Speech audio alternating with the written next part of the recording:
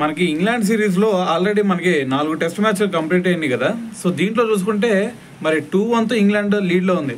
అది మరి నిన్న మాంచెస్టర్ టెస్ట్లో మన వాళ్ళు ఓడిపోవాల్సిన సిచ్యువేషన్ డ్రాగా ముగిచేశారు.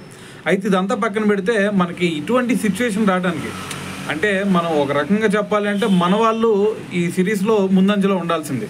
కాకపోతే మరి ఇంగ్లాండ్ ముందంజలో ఉండడానికి కారణం ఏంటి అంటే దానికి మెయిన్ రీజన్ మన బౌలింగ్ ఫెయిల్యూర్ అనే చెప్పాలి కదా. ఎందుకంటే పెద్దగా ఆశించిన స్థాయిలో అయితే మన బౌలింగ్ అటాక్ అయితే లేదు. సో ఫస్ట్లో ఏమనుకున్నాం, అరే మనకల్లా బ్యాటింగ్ చూసుకుంటే అంత ఎక్స్పీరియన్స్ బ్యాట్స్మెన్స్ లేరు, బౌలింగ్లో చూసుకుంటే మంచి బౌలర్స్ ఉన్నారు మనకి. సో దీంట్లో ఎలాగైనా సరే మనం గెలుస్తాం అని చెప్పేసి అనుకున్నాం ఈ సిరీస్లో.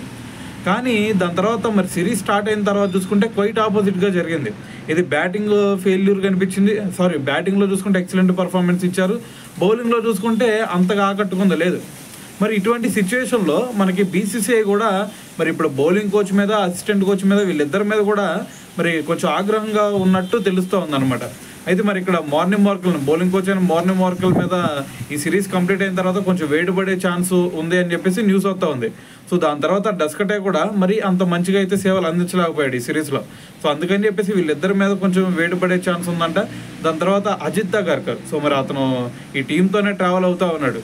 సో మరి అతను టీం సెలక్షన్ చూసినా సరే, దాంతోపాటు మరి కుల్దీప్ యాదవ్ని ఎందుకు ప్లేయింగ్ లెవెల్లో పెట్టలేదు, మరి మిగతా అందరికి కూడా ఛాన్సులు ఇచ్చారు. మరి ఇటువంటి సిచ్యువేషన్లో మన బౌలింగ్ అటాక్ చూసుకుంటేనే చాలా దారుణంగా ఉంది సిరీస్లో.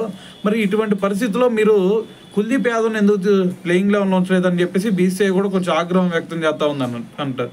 సో అయితే మరి ఓవరాల్గా చూసుకుంటే మరి ఇక్కడ గౌతమ్ గంభీర్ హెడ్ కోచ్ పదవికి అయితే మరి ఇప్పుడల్లా ముప్పు వాటిల్లే ఛాన్స్ అయితే కనిపించట్లేదు. ఎందుకంటే అతను మనకి వైట్ బాల్ క్రికెట్లో మంచి పర్ఫార్మెన్స్ ఇచ్చాడు కాబట్టి. సో మరి ఇప్పుడు ఈ టెస్ట్ సిరీస్ ఓడిపోయినా సరే మరి అతను పోస్ట్కి అయితే ఎటువంటి ఇబ్బంది లేదని చెప్పేసి ఒక న్యూస్ అయితే బయటకు వచ్చిందనమాట.